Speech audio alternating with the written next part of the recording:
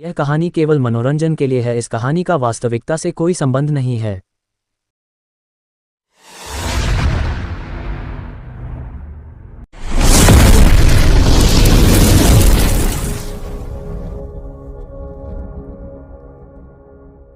आखिर कौन था वह? आधुनिक समय में भूत प्रेत अंधविश्वास के प्रतीक के रूप में देखे जाते हैं, पर कुछ लोग ऐसे भी हैं जो भूत प्रेतों के अस्तित्व को नकार नहीं सकते। कुछ लोग पढ़े लिखे, जिन्हें भूत प्रेत पर पूरा विश्वास होता है, वे भी इन आत्माओं के अस्तित्व को नकार जाते हैं, क्योंकि उनको पता है कि अगर वे किसी से इन बातों का जिक्र किए तो सामने वाला भी, चाहे भले इन बातों को मानता हो, पर वह यही बोलेगा, पढ़े लिखे होने के बाद भी आप ये कैसी बातें कर रहे हैं। और इस प्रश्न का उत्तर देने और लोगों के सामने अपने को गंवारू समझे जाने से बचने के लिए लोग इन बातों का जिक्र करने से बचते हैं।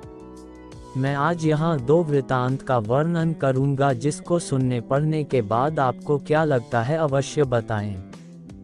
खैर, मैं भी तो भूत प्रेत को नहीं मानता, पर कभी कभी कुछ ऐसी घटनाएं घट जाती हैं कि भूत प्रेत के अस्तित्व को नकारना बनावटी लगता है।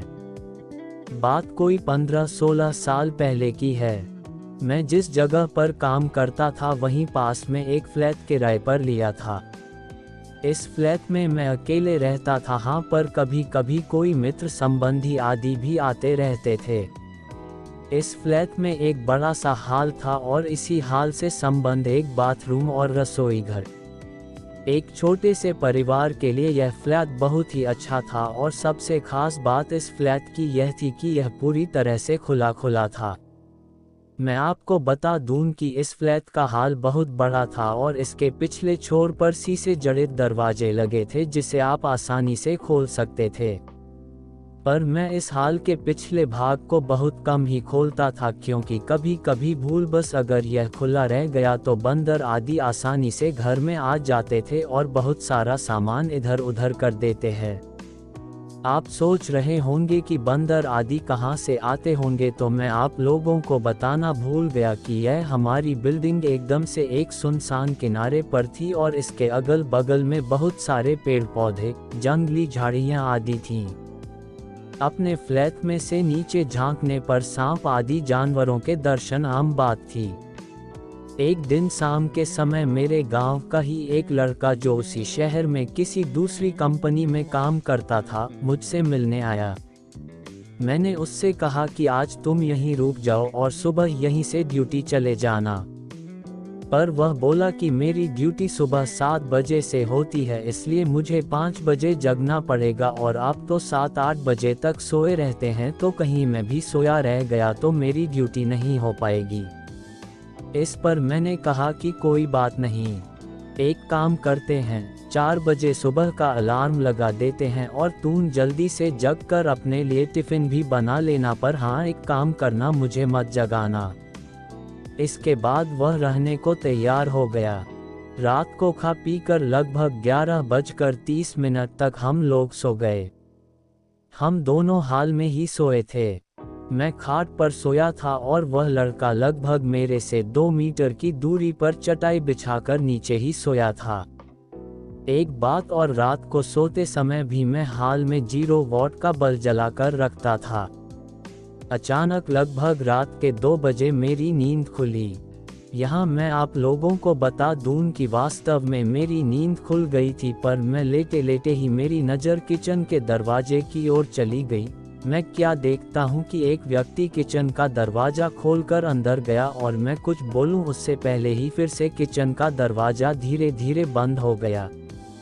मुझे इसमें कोई हैरानी नहीं हुई, क्योंकि मुझे पता था कि गांव वाला लड़का ड्यूटी के लिए लेट न हो, इस चक्कर में जल्दी जग गया होगा। बिना गांव वाले बच्चे की ओर देखे ही ये सब बातें मेरे दिमाग में उठ रही थीं। पर अरे यह क्या, फिर से अचानक किचन का दरवाज़ा खुला और उसमें से एक आदमी निकलकर बाथरूम में घुसा, और फिर से बाथरूम का दरवाज़ा बंद हो गया। अब तो मुझे थोड़ा गुस्सा भी आया, और चूंकि वह गांव का लड़का रिश्ते में मेरा लड़का लगता है, इसलिए मैंने घड़ी देखी और उसके बिस्तर की ओर देखकर गाली देते हुए बोला कि बेटे, अभी तो 3 भी नहीं बजा है और तूने जगकर खटपट शुरू कर दिया। अरे यह क्या! इतना कहते ही अचानक मेरे दिमाग में यह बात आई कि मैं इसे क्यों बोल रहा हूँ, यह तो सोया है। अब तो मैं फटाक से खाट से उठा और दौड़कर उस बच्चे को जगाया। वह आंख मलते हुए उठा, पर मैं उसको कुछ बताए बिना सिर्फ इतना ही पूछा कि क्या तूने 2-3 मिनट पहले जगा था, तो वह बोला नहीं तो, और वह फिर से सो गया। अब मेरे समझ में कुछ भी नहीं आ रहा था। मैंने हाल में लगे ट्यूब को भी जला दिया था। अब पूरे हाल में पूरा प्रकाश था और मेरी नज़रें अब कभी बाथरूम के दरवाजे पर तो कभी किचन के दरवाजे पर थी, पर किचन और बाथरूम के दरवाजे अब पूरी तरह से बंद थे। अब मैं हिम्मत करके उठा और धीरे से जाकर बाथरूम का दरवाज़ा खोला। बाथरूम छोटा था और उसमें कोई नहीं दिखा। इसके बाद मैं किचन का दरवाज़ा खोला और उसमें भी लगे बल्ब को जला दिया, पर वहाँ भी कोई नहीं था। अब मैं क्या करूँ? नींद भी एकदम से उड़ चुकी थी।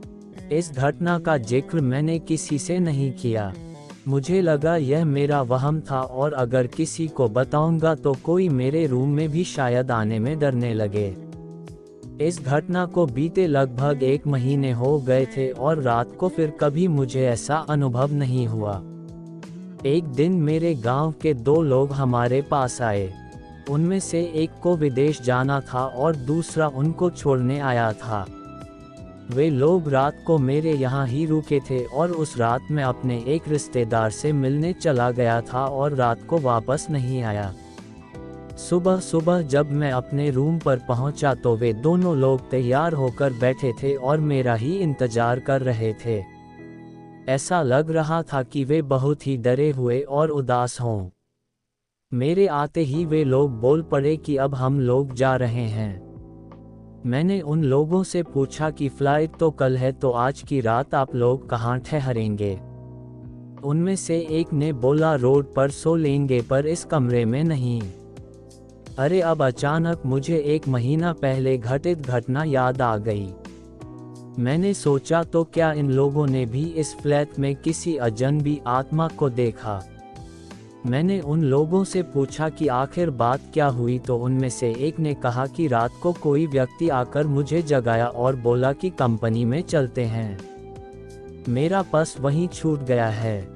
फिर मैं थोड़ा डर गया और इसको भी जगा दिया। इसने भी उस व्यक्ति को देखा। वह देखने में एकदम सीधा साधा लग रहा था और शालीन भी। हम लोग एकदम डर गए थे क्योंकि हमें वह व्यक्ति इसके बाद किचन में जाता हुआ दिखाई दिया था और उसके बाद फिर कभी किचन से बाहर नहीं निकला और हम लोगों का डर के मारे बुरा हाल था। हम लोग रात भर बैठकर हनुमान का नाम जपते रहे और उस किचन के दरवाजे की ओर टकटकी लगाकर देखते रहे, पर सुबह हो गई है और वह आदमी अभी तक किचन से बाहर नहीं निकला है। अब तो मैं भी थोड़ा डर गया और उन दोनों को साथ लेकर तेजी से किचन का दरवाज़ा खोला, पर किचन में तो कोई नहीं था। हाँ, पर किचन में गौर से छानबीन करने के बाद हमने पाया कि कुछ तो गड़बड़ है। जी हाँ, दरअसल फ्रिज खोलने के बाद हमने देखा कि फ्रिज में लगभग जो 1 किलो टमाटर रखे हुए थे वे गायब थे और टमाटर के कुछ बीज, रस आदि वहीं नीचे गिरे हुए थे और इसके साथ ही किचन में एक अजीब गंध फैली हुई थी। खैर पता नहीं यह हम लोगों को वहम था या वास्तव में कोई आत्मा हमारे रूम में आई थी। मैंने इससे छुटकारा पाने के लिए उस फ्लैट को ही चेंज कर दिया और दूसरे बिल्डिंग में आकर रहने लगे। चलिए अब दूसरा वृतांत फिर कभी, क्योंकि इस समय मेरे रोए खड़े हो गए हैं और शरीर में थोड़ी सी सिहरन भी लग रही है।